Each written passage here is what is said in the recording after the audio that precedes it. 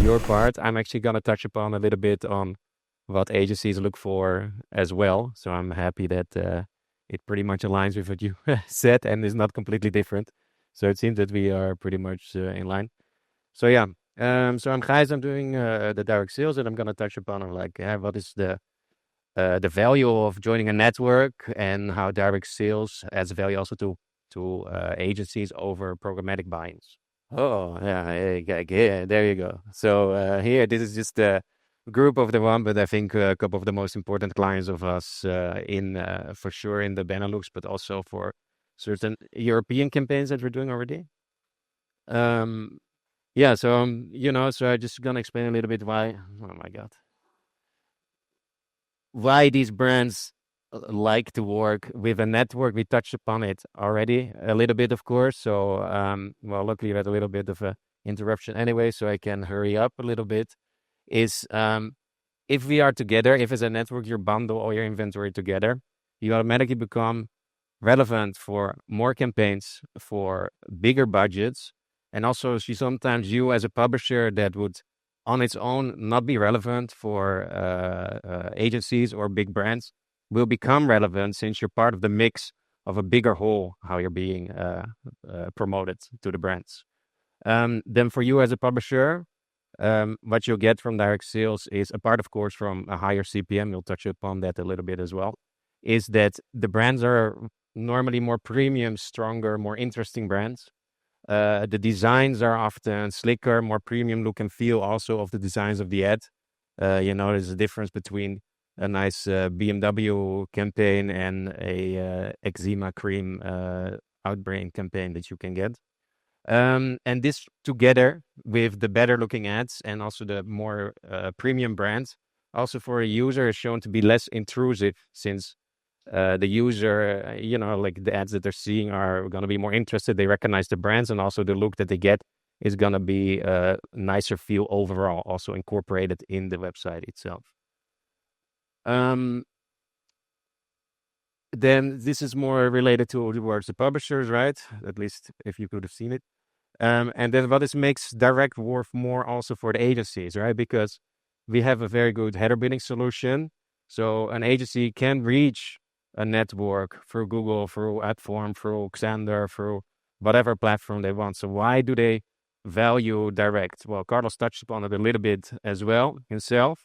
First point that I want to talk about is the control. We as a network, as the ad provider on a website, have more control on how an ad is placed, on where an ad is placed, to who an ad is placed, and in which way an ad is placed. And that is also, if you go back to the attention, is we can control placements and see placements that provide more attention by being in content or having a higher share of screen or making sure that the ad layout is as such that you don't get bombarded with too many ads on your website. Because of that control, we can offer custom formats that are not available through programmatic, which is also nice for the agency to bring back to their brands as well and say, hey, we have a new kind of cool format that we want to test with you. We provide a custom targeting, and I think that is one of the main USPs of the Refinery value proposition to agencies. And it's a more efficient use of the inventory. And again, that goes towards ROAS. Maybe the CPM is higher, but with the nicer formats, with the better targeting, you're reaching in a nice way the nice people, the people that you want to reach, and they're more likely to engage and to convert and to have a more effective use of your advertising budget, even with a higher CPM. So yeah, how does Refinery then specifically positions themselves towards agencies? And that is with our interest-driven targeting. I have it written down because I want to make sure that I say it properly, and otherwise it becomes a very technical story. But basically what we're doing is that we have an AI and that assigns topics to all the articles in our whole network. And then if you as a user start reading about a certain topic, so let's say something like sports, right? We see, okay, this user is interested in sports, and they get put in like a little bucket of users that are interested in sports.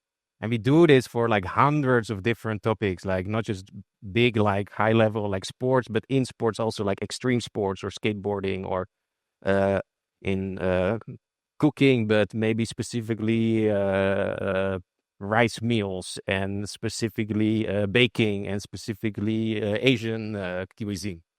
Yeah. And then we have all these little buckets. And from these buckets, we build a specific targeting profile for a product or for a campaign. So we can say, okay, we have users that on reading behavior have proven to be interested in your topics. And these people in the whole network, we're going to reach and actively reach out to. And these users, by being interested, will convert sooner, will have more attention for the ad, and will be more likely to engage with the ad in general. And then to like put this all together, we actually did to prove this in the Netherlands with Group M and Shell, a big case study where we also looked at the audience results. So this was with Group M and with I forgot the name, but it was the external audience or the external brand study company. But they looked at the ads, and it's shown that by using this interest-driven targeting, not only are people more likely to click on the ad, way more likely to click on the ad, but also they've shown more attention, and they've also shown a more positive attitude towards the ad itself. So they were more interested, and they knew more about the company as well. But the ad itself was also seen as way more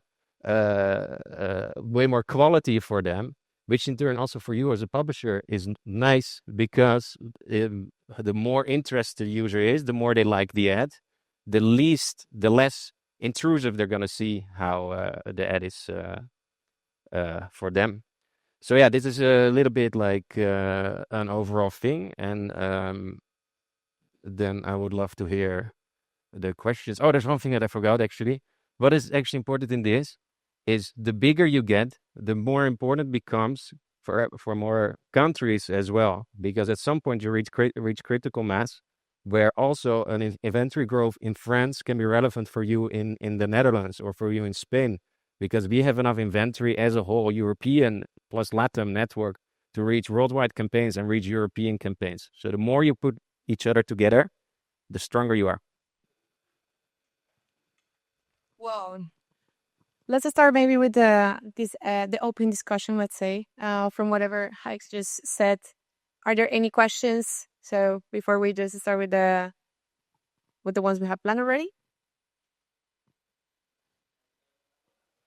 What is the code that you get? Like. 3 cats. Hi, guys. And I was wondering, how do you view the risk of like Meta and Google taking the ad budgets? So I was asked a similar question during my presentation about Meta and Google. So I'm curious about your view on that. Oh, yeah, sorry. Yeah.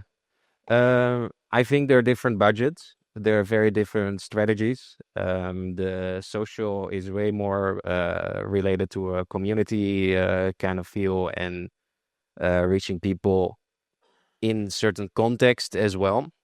Well, the broader sense of digital already is a split budget and has shown that the goals there are different as well. We're looking there more in terms of awareness or creating more or reach in that sense. So I think it's two different sides of the same plate. I don't know if that makes sense. Good. Okay. Well, so I would like to touch base some of the key points you just mentioned there. You were actually saying that direct deals allow for more control and also higher return on ad spend. Rose, can you share how we typically identify the best fit campaigns for interest-driven targeting to maximize that return? Yeah, and I think that is one of the nice things about the interest-driven targeting is that we can basically pitch our whole network for any and all campaign.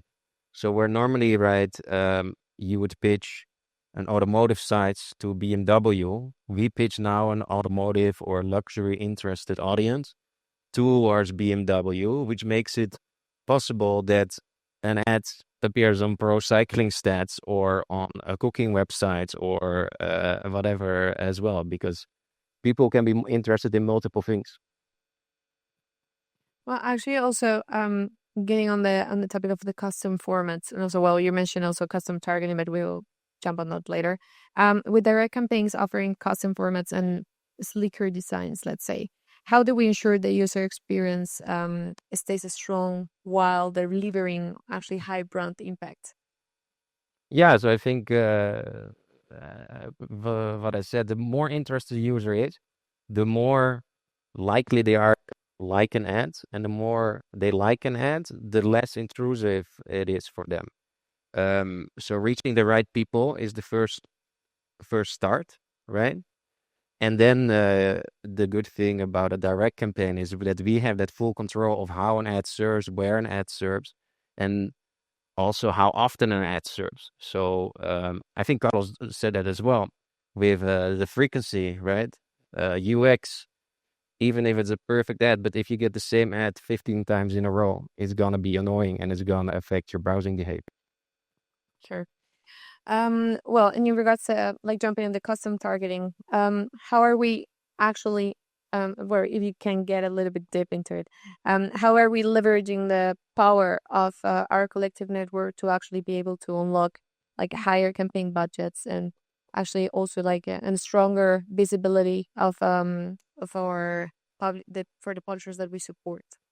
Yeah, I think that was one of the last things that I said is the bigger a network gets, the more you can be included in bigger campaigns. And I think the next step and the strength from a network is on a European scale is that you become available for campaigns in the hubs in London and Paris, where way bigger campaigns are being rolled out that have to go over the whole network. Then you're talking about the PepsiCos, and you're talking about the Heinekens and the McDonald's.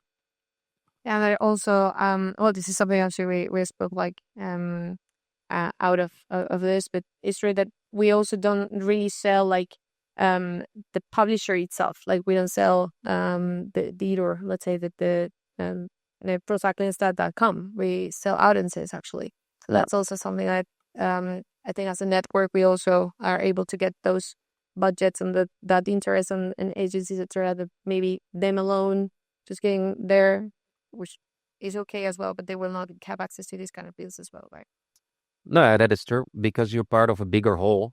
You automatically unlock all kinds of campaigns that normally maybe wouldn't have been considered for. Okay, good.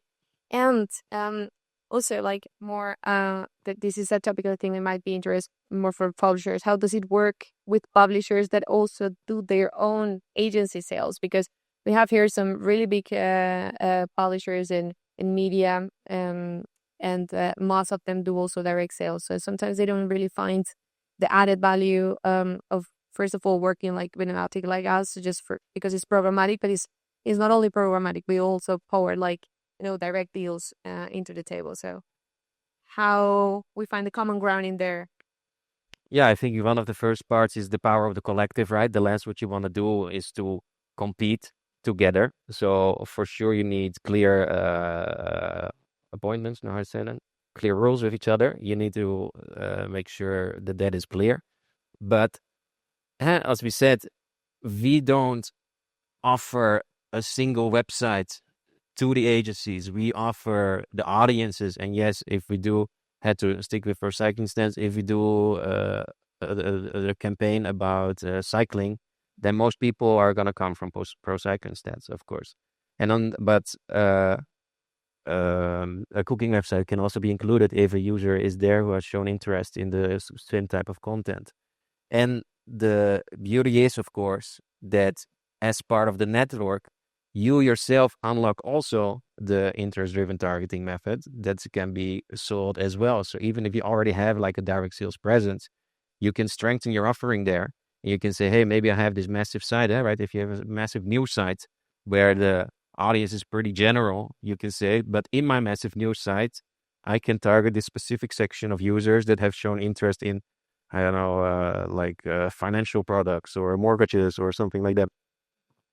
Yeah. Okay, I agree. Very last question, and this was actually not really prepared, but I just bring this to the table as yesterday I had some conversations with certain publishers that are actually not Dutch, because we are, I mean, our roots are Dutch, and some of them were a little bit concerned about like, okay, yeah, sure, you have like these direct deals, but it seems like it's mainly for the Netherlands, and well, of course, we don't know what's the strategy what we're following, but it will be nice that also you let them know like what is our strategy right now to keep expanding the direct sales team, and how we are gonna be working like, actively on that, and what are those target countries that we are gonna be opening these direct sales as well. No, yeah, true. And I think it makes sense. The stronger you are in a market, the more direct presence you're gonna have, and the more direct campaigns you can get there. But yeah, the strategy for sure is you need to reach that critical mass in a country for a specific country, and then we're talking about a certain reach that is needed, but also a certain quality of websites that is needed to. And I know we sell like the audiences, right? But still, always you need to like a little bit of a trigger for the agencies. They say, "Oh, this is a nice site. This is a nice size," because they have to sell to their brands as well, right? So in the end, it's like a cycle from we are selling to the agencies, but the agency is selling to their client, and their client is selling to their marketing manager, and their marketing manager is selling to their bosses upstairs as well. So it's like a whole cycle of people that need to be convinced. Um, but yeah, so certainly you need that critical mass, and yeah, maybe that's a bit lame, but the more you bundle together, so the sooner people join together and become a big network, a big presence, the sooner the direct sales presence is also there. Um, yeah, so the more people join together, the stronger you are. Okay, good. I think we're over with the Q&A session. I don't know if there is something else you would like to highlight to the people who had just in front right now, or if any of you have like any question for Hikes. There you go. Thank